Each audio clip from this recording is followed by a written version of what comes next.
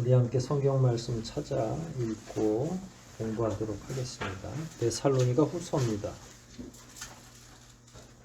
신약 성경 데살로니가 후서 1장 1절로 5절까지 말씀입니다.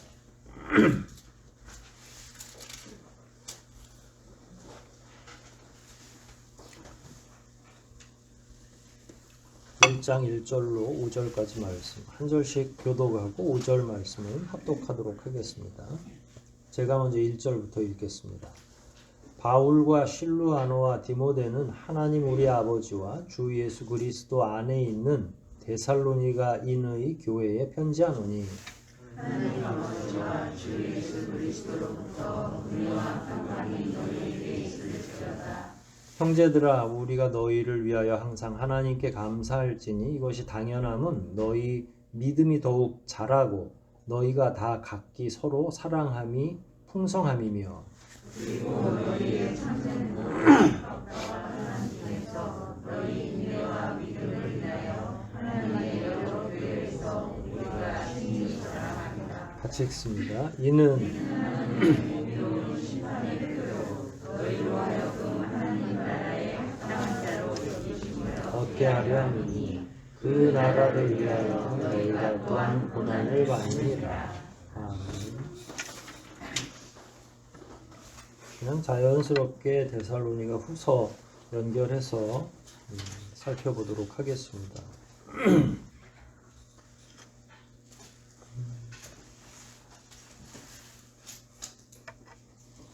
신학교에서 배울 때는 제일 중요하게 여기는 게 저자 문제예요. 저자 문제. 누가 기록했느냐. 데살로니가 전서는 바울이 기록했다고 우리가 시작을 했으니까. 그럼 데살로니가 후서는 누가 기록했을까요? 예, 바울이에요. 뭐 그걸 신학적으로 뭐 여러 설이 있다고 하면서 그걸 따질 필요는 없고, 뭐 여기 지상에서 우리가 바울로 믿고 있다가 올라갔더니 뭐 디모데가 대피라고 디모데의 생각이 더 많이 들었다 해서 뭐 배반감을 느낄 필요는 없잖아요. 이거 하나님의 영광으로 기록된 건 맞으니까. 그러나 뭐 바울이 기록했다 이렇게 생각하시면 되고요.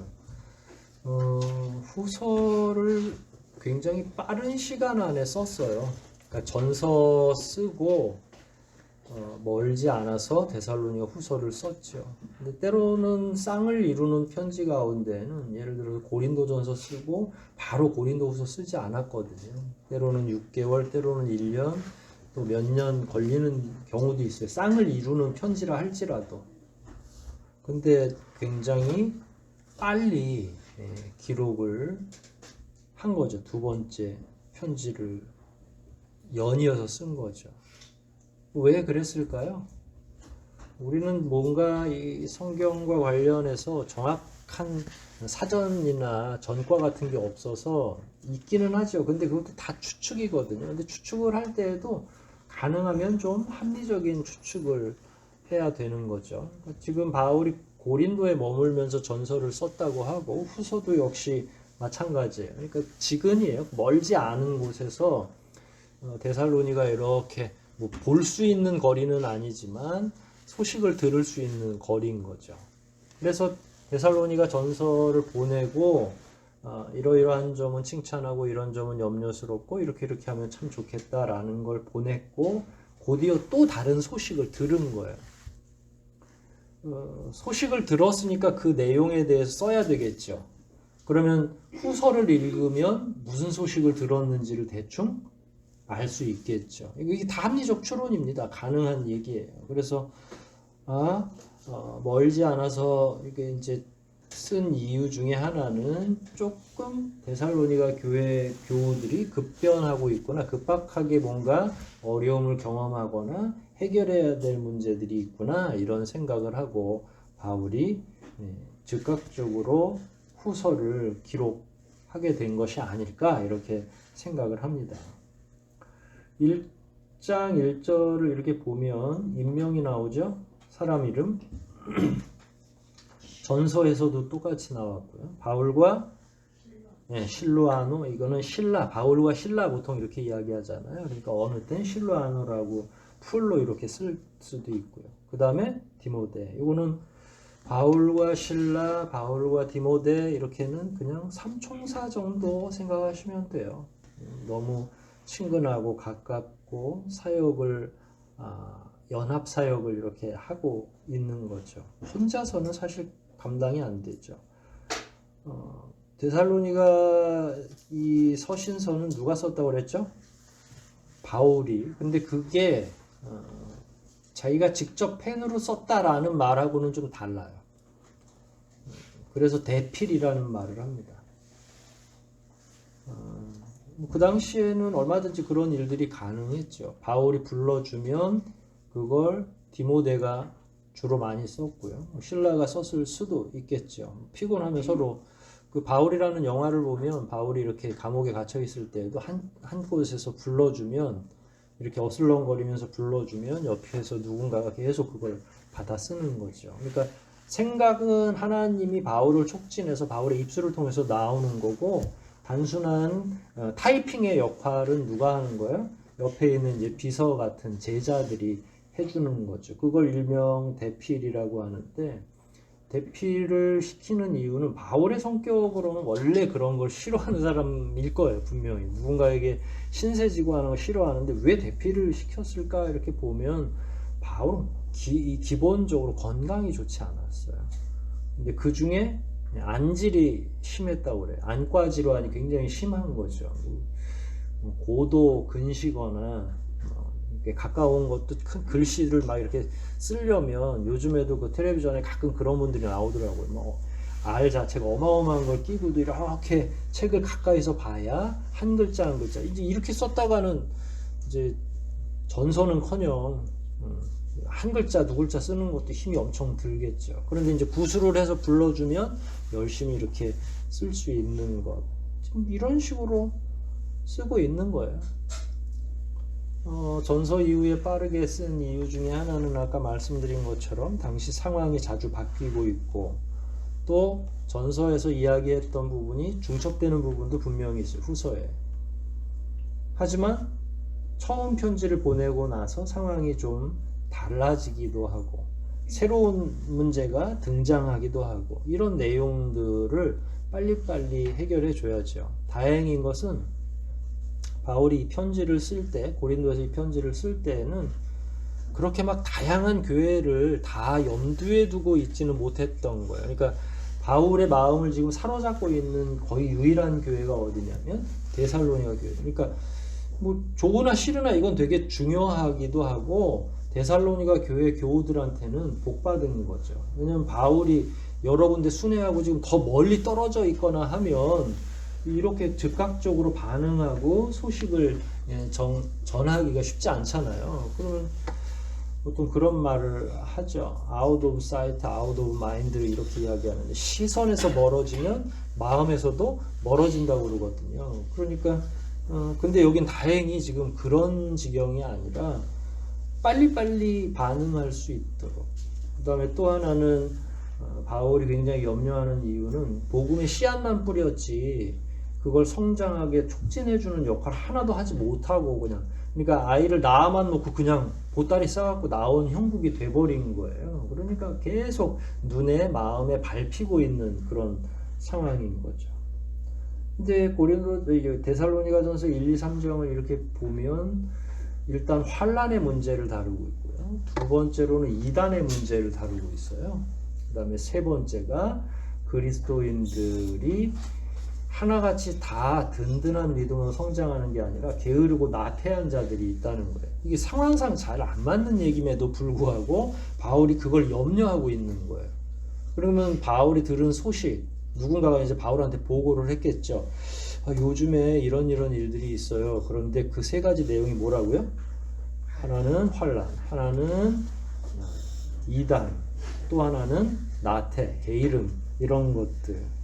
결국은 이제 이게 후서의 주된 내용이 되는 거죠. 본인이 들었던 소식, 그거에 대한 반응.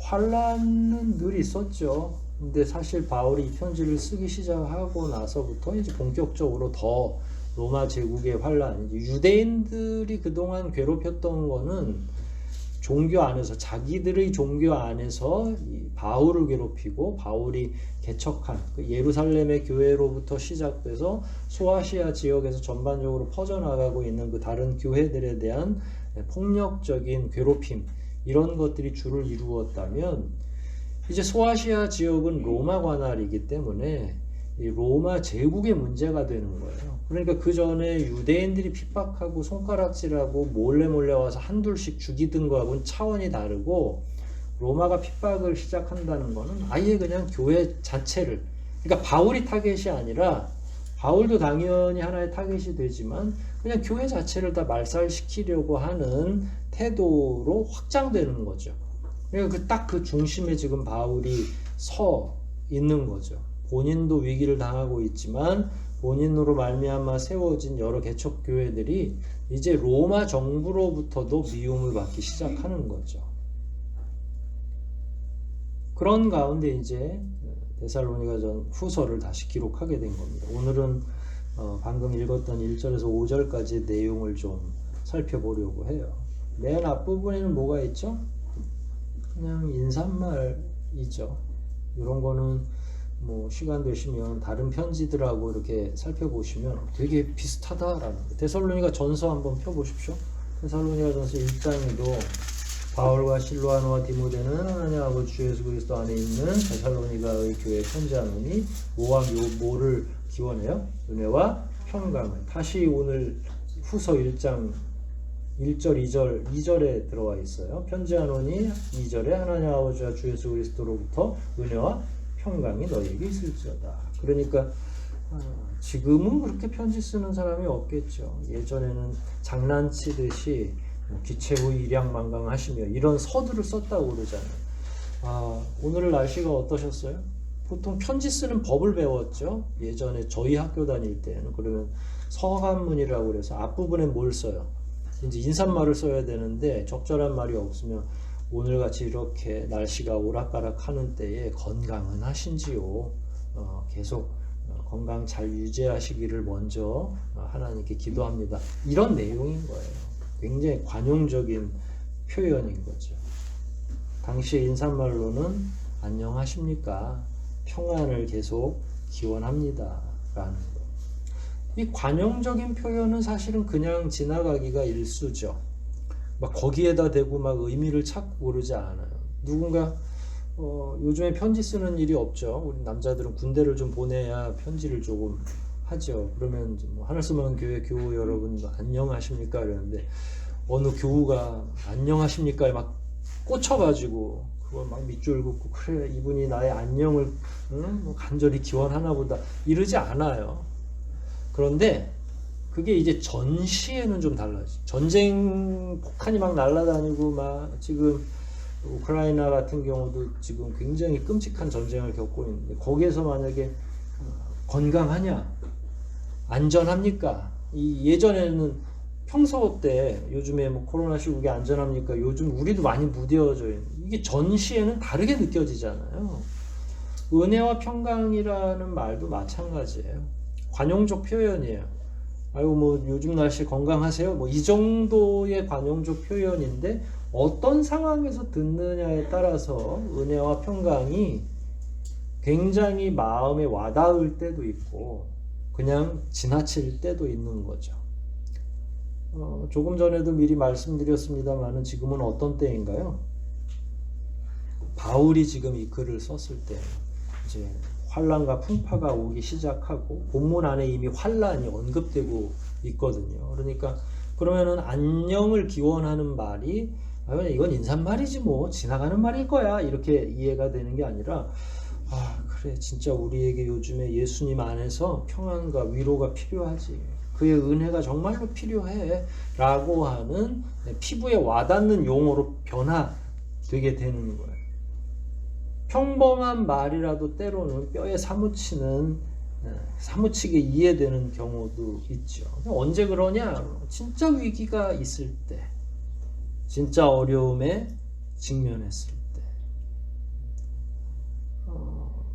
우리가 10년 전, 뭐 길게 아니고 한 3년 전, 4년 전에 가끔 이렇게 역사 프로그램 보면 중세 시대 때뭐 흑사병이 뭐 이렇게 지구의 유럽의 몇 프로 이상을 죽였다 그럴 때는 그런가 보다 했잖아요. 그런데 뭐 에볼라 바이러스도 가끔 생기고 요번에 코로나 생기면서는 어때요? 그게 남 얘기처럼 들리던가요?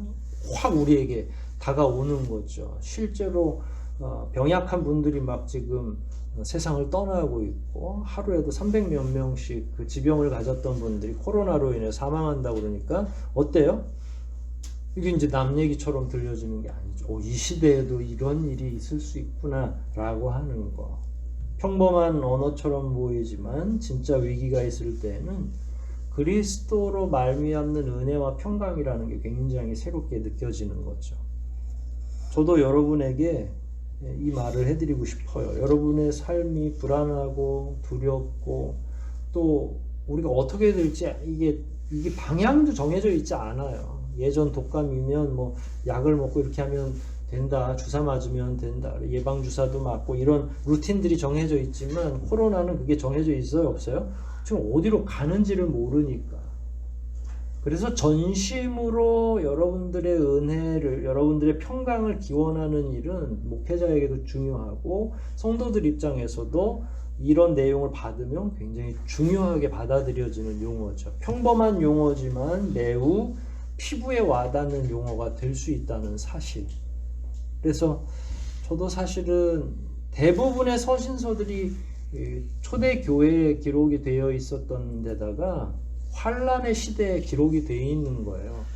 그러니까 평안을 기원하는 건 관용적이지만 이 사람들은 늘 평안이 필요했구나. 늘 하나님의 위로가 필요한 시대를 살 수밖에 없었구나. 근데 우리의 인사말은 6.25를 전후해서 늘 진지잡수셨어였잖아요. 그 우스갯소리로 하지만 그때는 무슨 시기였어요? 배고픈 시기였던 거예요. 양식이 없던 시기잖아요. 그러니까 인사를 보면 그 당시에 성도들이 어떤 과정을 거쳤는지를 알 수 있는 거죠. 만약에 정말로 배고픈 시기였으면 여러분 풍성한 식탁을 상상하면서 예배드립시다 이렇게 했을 수도 있겠죠. 뭐 여담입니다만 건강을 잃으면 건강 문제가 중요해지는 것처럼 평안과 위로가 진짜 필요할 때는 단어 하나가 그들을 흔드는 거죠. 여러분 건강하세요 이렇게 그냥 편하게 얘기하는 것과 내가 건강을 잃은 상태에서 그 얘기를 듣는 건 같아요? 달라요? 같지 않죠.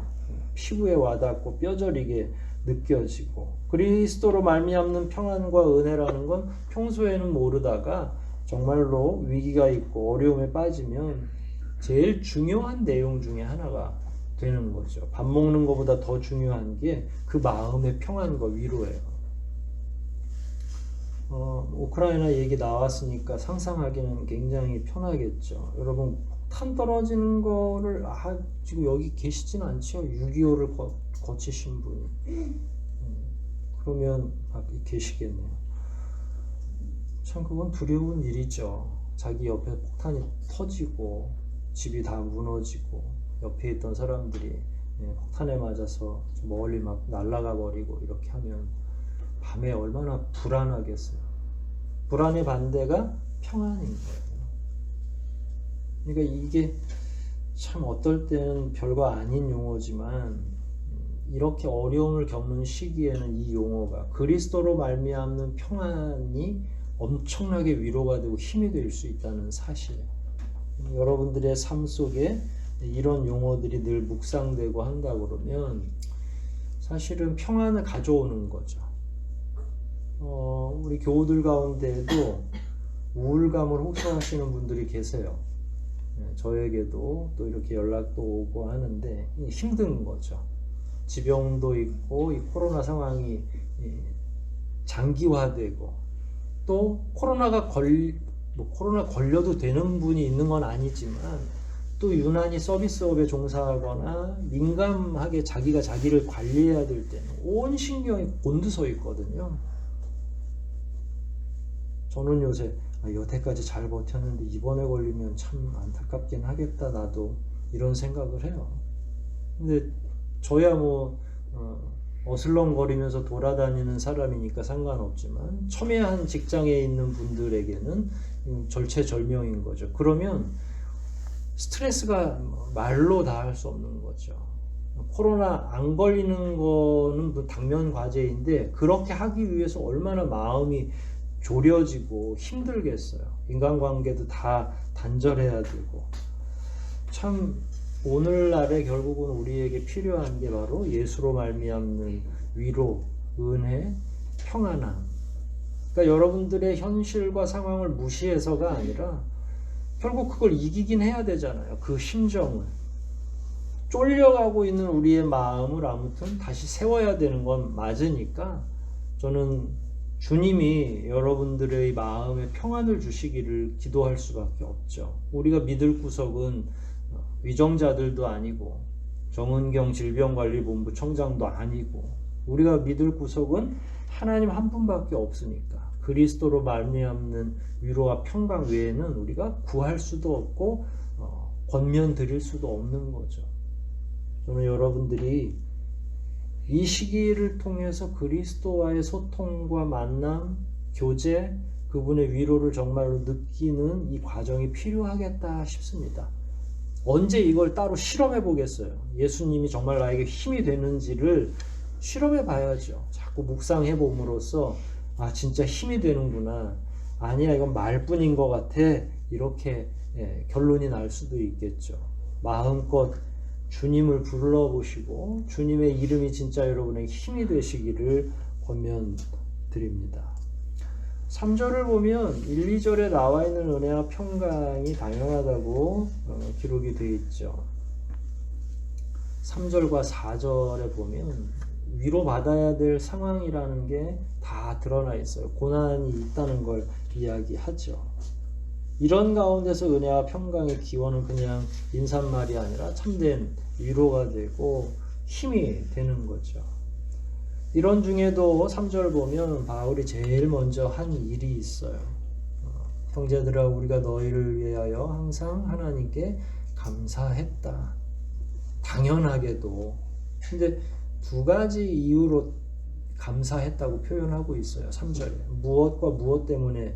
그러니까 환란이 있는 건 전제를 하고서 이것 때문에 감사한 거거든요. 평화의 시기에 이런 게 아니라 3절에 나오죠. 뭐 때문에 감사했어요? 처음에 너희 믿음이 더욱 자라고 또 너희가 다 각기 서로 사랑함이 풍성하니. 그러니까 환란과 어려움이 있는데 믿음은 자라나고 있고 서로 보듬고 있고. 좀 예를 들 수밖에 없는 게 지금 전쟁터 거기서 이런 게 꼽히는 거죠.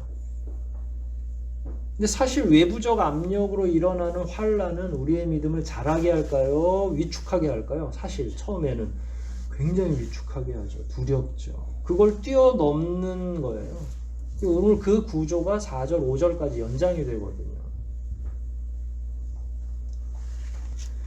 이런 믿음이 자란다라고 하는 건 바울이 여기서 잘 지적하고 있는 내용인데 자연스럽게 자라지 않아요.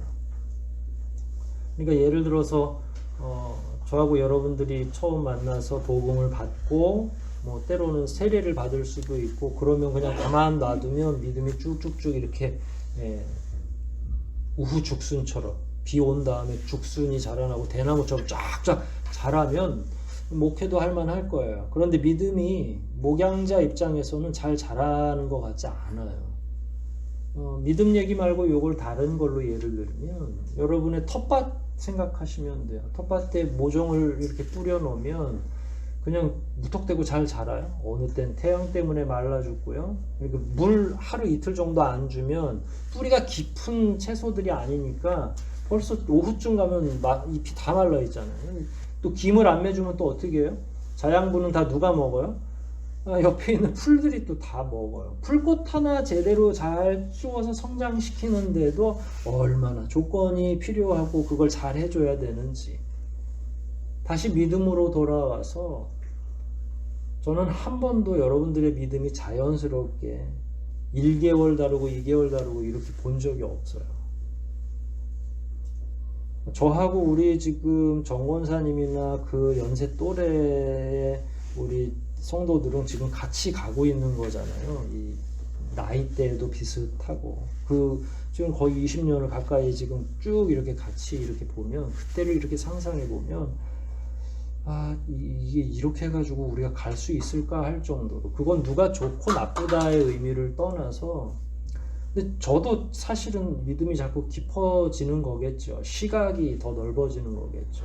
그래서 그런 불같은 시간을, 그냥 떼약볕 같은 어려움, 그런 불같은 시간을 거치면서 천천히 그 믿음이 성장하는 거를 이제서야 알겠는 거예요. 근데 그때는 막 마음이 조급하니까 하지 말라는 것도 많고, 야단치는 방식도 있고, 또 하라는 것도 있고, 또 이제 아예 그런 말 들으려고 하지 않는 껍데기 신자도 있고, 성숙하지 않는 사람들도 있고.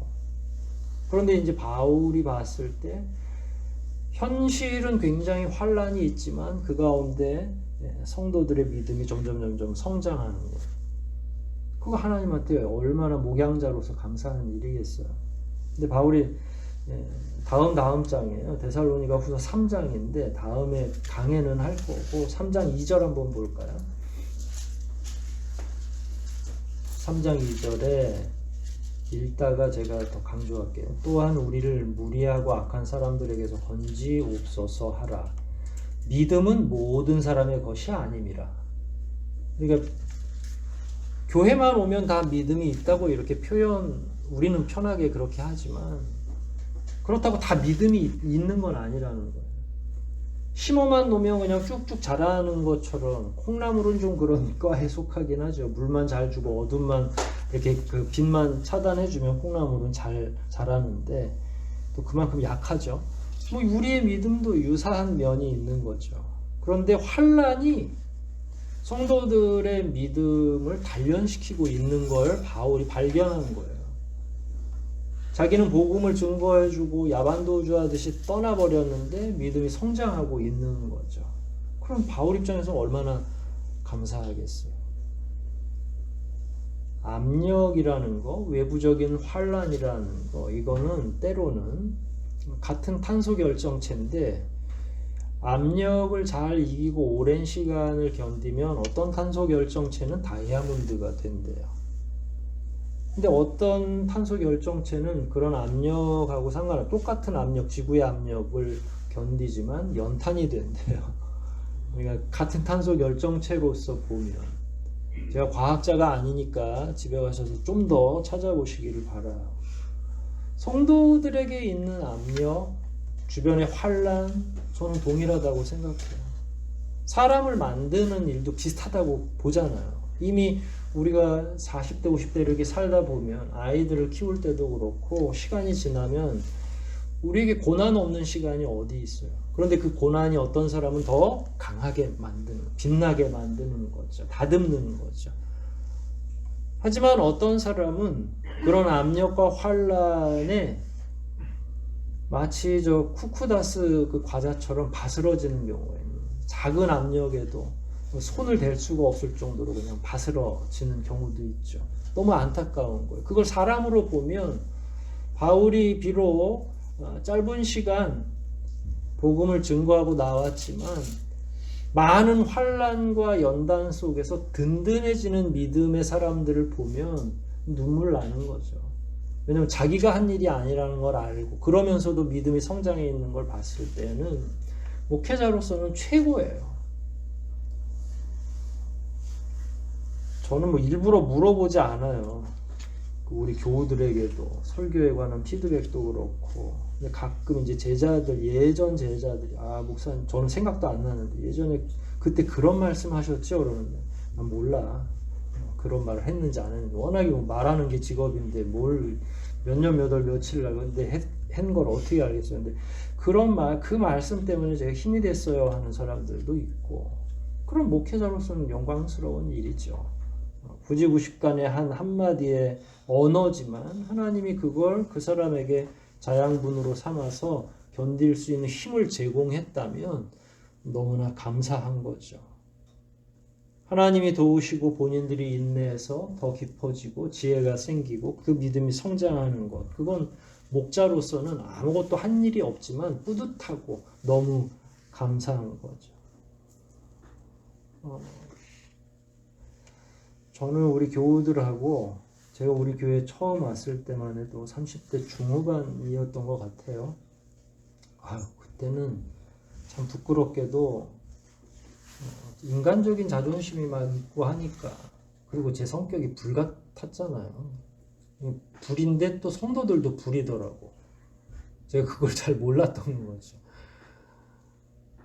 아니 이렇게 저를 힘들게 사고를 치는 교우들이 있나 할 정도로 매주마다 막 예배 시간이 불안한 거예요. 근데 오늘 이 설교를 준비하면서 야, 그것도 열정이 있으니까 하는 일이지. 그것도 그분들의 하나님의 다루시는 하나의 과정이었고, 하나님이 저도 다루는 거잖아요. 그렇게 치열하게 10년, 20년 이렇게 견뎌오니까 이제서 믿음의 과정이 뭔지를 조금씩 알겠는 거예요. 애정이 없으면 교회 와서 안 싸웁니다. 애정이 없으면 교회 와서 가만히 있다 그냥 가요. 뒤에 앉았다 가는 거죠. 근데 때로는 그 애정을 잘 이해를 못하니까 나를 향한 화살처럼 이해하게 되고 공격처럼 이해하다 보니까 서로 부딪히고 깨지는 거죠. 교회 안에서의 환란이 그런 면들이 있더라고요. 근데 그 자리를 계속 지키면서 10년, 20년 이렇게 시간이 가다 보니까 그게 결국 믿음이 성장하고 성숙해 가는 거죠. 지혜가 생기는 거죠. 저는 우리 교우들하고 같이 이렇게 나이가 들어가고 믿음에 관해서 좀 더 이야기할 수 있는 건 하나님이 제게 주신 참 귀한 은혜고 복이다. 그 전에 저를 따르던 우리 제자들도 같이 지금 나이가 들어가고 있지만 그때는 제가 더 기가 셌으니까 우리 제자들이 힘을 못 썼죠. 괴팍하기도 하고 제가. 근데 이제는 그 믿음이 점점 자기 나름의 또 가정 나름의 그 공동체가 지향하는 가족 공동체가 지향하는 나름의 형태를 갖추고 점점 성장해 나가는 걸 보면서 참 귀하다. 교회가 됐든 개인이 됐든 믿음은 결국 그런 건데 그걸 넓게 포용력 있게 그동안 받아주지 못했던 그 부분들이 하나님 앞에 송구하기도 하고 그럼에도 불구하고 결국은 성장한 걸 보면 결국 내 덕이 아니라 하나님이 하시는구나. 그 시간이 필요했을 뿐이고 다만 그 과정에 이제 이 자리를 지키지 못하고 연약해져서 쓰러져 간 분들이 또 있는 거죠. 사실은 제적 인원 다 나오면 100명이 넘겠더라고요. 우리 교회가. 근데 이런저런 상처, 연약함 이런 걸로 함께하지 못하는 거죠. 바울은 데살로니가 교회 교우들에게 굉장히 그 프라이드가 있었던 것 같아요. 자랑거리처럼. 그래서 4절로 이렇게 넘어가면서 보면 자기가 주변에다가 많이 자랑했다고 표현하고 있어요. 내가 너네들로 인해서 주변 교회에 얼마나 자랑했는지 몰라. 근데 이건 데살로니가 전서에서도 한 장 넘게 할애해서 얘기했거든. 너네는 이걸 잘하고 이것도 잘하고 내가 기울인 거에 비하면 너희들 너무너무 잘해준 것 같아 라는 거. 근데 오늘도 여전히 그런 이야기를 하는 거죠. 근데 오늘 이 자랑은 더 중요한 게 뭐냐면 환경은 어려운데 잘 성장하고 있으니까 2배나 더 좋은 일이죠. 환경은 어려운데 2배나 더 사랑하는 거. 환경은 어려운데 2배나 더 최선을 다하고 있는 거. 이거 얼마나 대단한 일이에요. 원래 어려움이 생기면 다 흩어지도록 되어 있거든요. 다 부서지게 되어 있잖아요. 그럼에도 불구하고 4절을 보면 환난과 핍박 중에 인내라는 말이 나와요. 저는 계속 역사신학을 계속 공부를 했었고 학교에서도 그런 내용을 학생들한테 가르쳤기 때문에 이 초대 교회의 순교 사화에 대해서는 굉장히 많이 읽었었어요. 어떤 고문이 있었고 얼마나 사람들을 괴롭혔는지를 알죠. 그런데 차마 얘기할 수 없을 정도로 손톱 빼고 손가락 자르고 다 이렇게 거꾸로 세워놓고 심지어 사람을 죽여서 네로 황제 같은 경우는 가로등 삼았다고 그러거든요. 시체를 불태워가지고 거꾸로 불태워가지고 계속 그냥 밤새 타도록 내버려두는 거예요. 여러분 그 단백질이 있는 짐승 작은 거 하나 태워도 그 역겨운 냄새가 나는데 그게 이제 초대 교회의 교회들이 당했던 고통인 거죠. 그런데 그런 환난과 핍박 중에 인내한다라고 하는 표현은 그 정도가 어느 정도일지 서로 각각 다르긴 하지만 적어도 당시에 남아있는 기록들을 참고해 보면 순교를 각오하는 거죠. 순교를 각오한다는 건 너무 끔찍한 일이에요. 이 정도 코로나 시기에 신앙생활하고 자기 가정생활 하는 것도 다들 지금 어려워서 힘들다 하는데 만약에 정말 정권 차원에서 기독교인을 막 색출해가지고 다 죽인다 그러면 이게 막 저 사회주의 공산주의 국가고 유물주의 국가면 그렇잖아요. 제일 먼저 죽일 게 우리잖아요. 근데 그 속에서 순교를 각오하고 신앙생활을 한다? 아마 저는 이제 우리 어린이들 갖고 있는 저 부부들한테는 야 지금은 그냥 어디 도망가 있고 나중에 평화로울 때 와라. 왜냐면 제가 저 효우나 정우나 이게 시은이나 다은 이런 애들을 어떻게 보겠어요. 그 어려운 가운데에서. 전혀 다른 문제거든요. 우리는 그런 상상을 통해서 내 믿음을 확인하는 거예요, 사실은. 그랬을 때 우리는 보따리 싸갖고 갈 건지. 그러니까 저는 뭐 지킨다고 하지만 보내야죠. 오지 마라. 교회 당분간 오지 마라. 여기는 그냥 나하고 전도사가 지킬 테니까 여러분들은 전도사는 또 와야죠. 뭐. 그런 거죠. 뭐. 그런 상황에서의 인내. 여기 중요한 용어는 인내니까. 여러분들의 인내는 지금 어디까지 와 있습니까? 지금 3년, 4년 차 동안 우리가 이런 어려움을 겪으면서 말이에요. 여러분들이 감당하고 있는 수준은 어느 정도인지 이거를 이 본문을 통해서 대조해 보는 거예요. 여러분 실제로 순교를 각오하고 고문이나 강압이나 협박이나 배교하라는 조롱 이런 것들이 있는 현실도 어려운데 아침에 그런 뉴스를 들은 거죠. 어제 누구네 집에서 그런 일이 있었대. 이 소식을 들으면 어떻겠어요? 피가 거꾸로 솟고 너무 두렵고 소문에 소문이 겹쳐지는 이런 상황 속에서 신자로 믿음을 지키는 거는 참 상상을 초월하는 두려운 일인 것 같아요. 우리나라의 제암리 학살 사태도 그랬고요.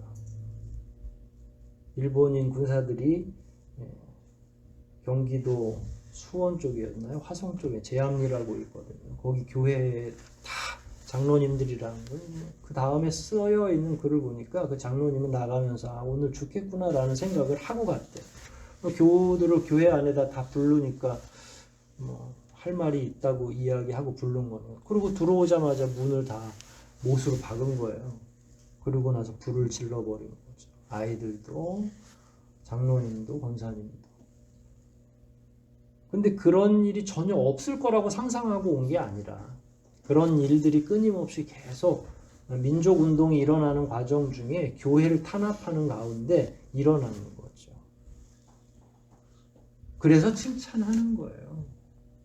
그냥 평범할 때 믿음 생활 잘하는 것도 저는 참 감사한데 바울이 사역하고 바울의 교우들이었던 데살로니가 교회는 그런 환경 속에서 자기 믿음을 잘하도록 지키는 거죠. 배교하지 않고 혼란스러워하지 않고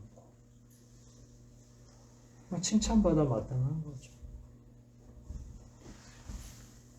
5절은 3절과 4절의 결론입니다. 내용은 그런 걸 환난과 인내라는 게 3절과 4절에 나와 있는 거거든요. 그동안에 환난이 있고 너희들이 인내를 했고 다시 이제 3절로 이렇게 들어가면 그래도 너네들이 다 믿음이 성장했고 서로 사랑했구나. 이런 것들이 이제 종합적으로 어우러지고 있는 거죠. 근데 이제 사람들이 그렇게 질문을 할 수 있죠. 아니 우리는 하나님 믿으면 예수 그리스도를 통해서 하나님 나라에 갈 수 있다고 예수를 믿어 그렇게 소개를 받았어요. 여러분들도 다 그렇게 소개받고 교회에 왔잖아요. 그런데 갑자기 환난도 있고 자꾸 이기라고 하고 분명히 예수를 믿고 하나님의 영원한 나라로 간다고 바울이 소개했을 거잖아요. 그러면서 드는 생각이 바울이 사기를 쳤나? 그러니까 우리는 단선적 역사관을 주로 제공받거든요. 무슨 말이냐면 예수 믿으면 어디 가요? 천국에. 가운데는 뭐가 있어요? 배우질 않는 거죠. 몰랐던 거죠. 그런데 사는 동안에 무슨 일이 생겨요? 고난과 환난과 두려운 일들이 자꾸 생기는 거죠. 삶이라는 게 녹록하지가 않아요. 여러분 가운데도 또 어떤 분들은 속았을 수도 있겠죠. 예수 믿으면 그냥 천국 간대 그러니까 막 그 다음부터 삶이 천국 같은 삶인 줄 알았는데 어때요? 제일 크게 속은 게 그거죠. 그 중간이 생략되어 있었던 거예요. 말을 좀 안 한 거지. 말을 많이 아낀 거죠. 우리가 전도할 때. 그래서 중간에 환란이나 어려움이나 인내해야 될 상황이 오면 어떻게 됩니까? 반응이 당황스러워요. 그리고 모든 사람들이 거의 100%가 심지어 목사님들도 예를 들어서 목회자 가정 안에 어려움이 생기잖아요. 저희 교단에도 당장 어떤 사모님이 암에 걸리셨는데 코로나까지 해서 뭐 지금 타국에 계시는데 돈을 좀 보태달라고 연락이 왔어요. 그러면 이제 저 같은 경우도 그렇게 기도하겠죠. 하나님 왜 저에게 이게 선교사로 갔고 어떻게 보면 자기 거 다 희생하고 다른 나라 복음 증거하러 갔는데 그러면 하나님 저를 더 많이 보호해 주셔야 되고 뒤에서 마치 이스라엘 백성들이 40년 동안 그 신발이 헤어지지 않고 옷도 헤어지지 않았는데 그 믿음으로 가는 거거든요. 원래 선교지는. 근데 뭐가 찾아온 거예요? 중한 질병이 찾아오고 사망 선고가 내려지고 그러면 왜 나에게 이러십니까? 라는 질문을 하게 된다는 거예요. 그러니까 중간을 자꾸 우리가 빼먹고 몰랐던 거죠. 여러분들에게 중한 질병이 오면 어떤 질문을 해요? 여러분은 감사합니다 그래요? 처음이? 그 감사가 나오기에는 시간이 걸려요. 해석이 돼야 돼. 나한테 내 안에서 이게 왜 나왔지? 그러니까 내 부주의도 있고 뭐 아무튼 합리적인 해석부터 시작해서 신앙적 해석이 있을 때 그때쯤 이제 목사님이 가면 아유 그래도 감사해요 그러는데 초창기에 가면 그냥 아무 말도 안 해 환자들이.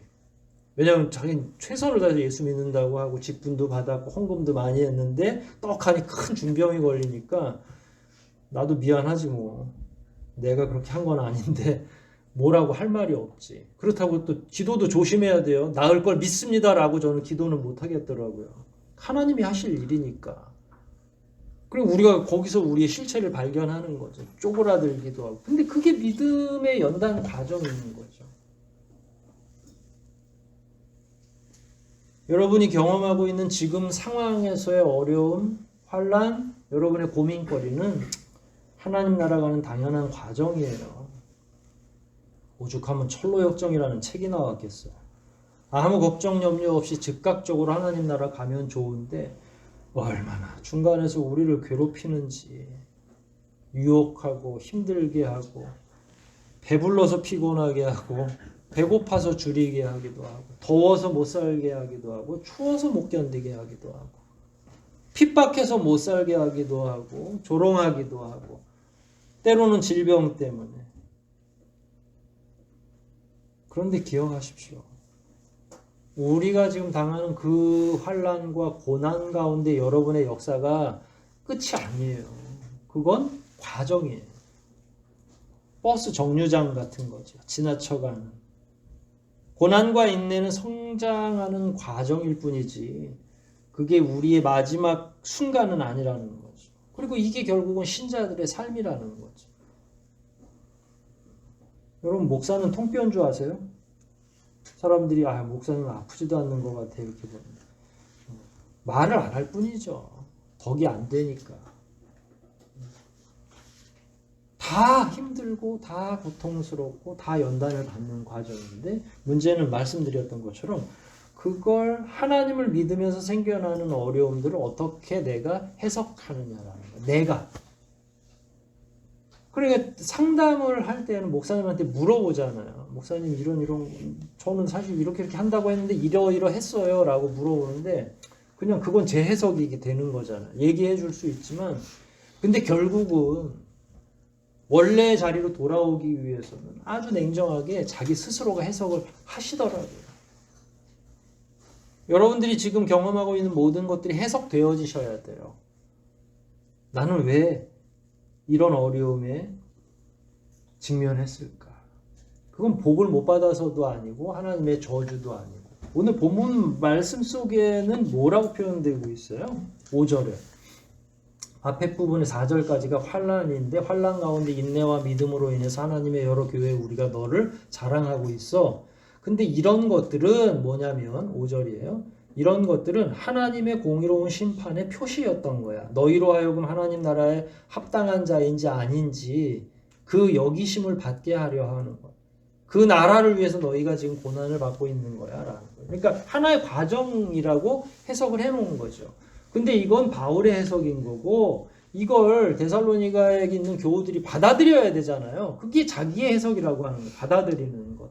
말씀 따로 내 생각 따로인 상황에서 그러면 나는 내 삶에 있어서 벌어지고 있는 이 환경, 이 어려움을 어떻게 해석할 거냐? 바울의 해석에 동의할 거냐? 아니면 아무리 생각해도 나는 저주받은 것 같아. 아무리 생각해도 나한테만 어려움이 오는 것 같아. 이렇게 끝나서 되돌아오지 못하는 분들도 있어요. 언제 사람들이 많이 넘어지냐면 환난 가운데 넘어져. 또 하나는 달콤함 가운데 넘어지죠.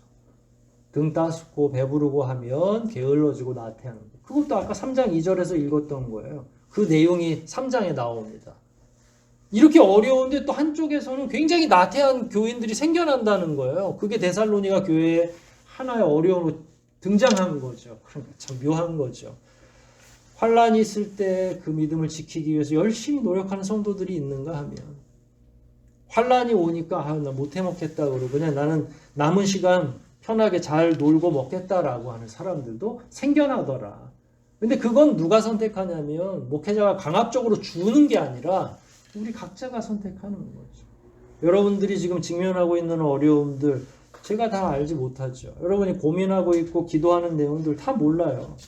하지만 묵상하면서 여러분 스스로가 결정해야 될 때인 거죠. 내 인생에 생긴 고난, 내 인생을 살아가는 가운데 생겨난 여러 가지 어려움들 이걸 제대로 해석하는 거죠. 이 어려움은 도대체 나에게 뭐냐? 하나님이 왜 이걸 허락하셨을까? 다만 제가 목회자로서 권면하기는 그런 고난을 맞아서 원망하고 주저앉는 것이 아니라 이게 하나의 과정이구나. 그리고 요번 어려움을 극복하면 졸업이 아니라 또 다음 어려움이 또 있을 거다. 한 번 어려움 가면 끝나던가요? 그게 아니에요. 하지만 과정이라는 것에 위로받으십시오. 결국 우리의 목적은, 우리의 결과는 천국이구나라는 거죠. 하나님은 이 고난의 과정을 통해서 우리의 믿음을 확인하려고 하고 계시죠. 서로 사랑하는지, 인내를 배우고 있는지. 하나님이 보시는 관점은 딱 그거 하나거든요. 저도 여러분도 지나가는 이 과정을 지나가는 중에 있으니까 한 사람도 나고 없이 하나님이 우리를 바라보고 계신다는 이 사실을 잘 깨달으면서 각자의 믿음 또 우리가 공동체 안에서 누구를 넉넉히 사랑해야 되는 이 일, 그 다음에 끝까지 환난 가운데 인내하는 것, 이런 것들을 더 깊이 묵상하시고 해석하시고 자기의 것으로 만드셔서 바울이 성도들을 자랑스럽게 여겼던 것처럼 주님이 자랑스럽게 여기는 성도로 더욱더 성장해 나가시기를 주의 이름으로 축원드립니다. 우리 말씀들 생각하면서 한번 기도하시겠습니다. 바울이 데살로니가 교회에 보낸 이 두 번째 편지의 서문을 통해서 과연 우리에게 하나님이 원하시는 바가 무엇인지 여러 가지 환난과 어려움 가운데 우리는 우리의 삶의 앞에 와 있는 내용들을 어떻게 해석하고 어떻게 대응해 나가야 되는지 이 시간 하나님께서 우리에게 지혜 주시기를 원하고 또 그 가운데에서 참으로 하나님이 귀히 여기시는 성도로 자리하게 해달라고 함께 통성으로 기도하시겠습니다.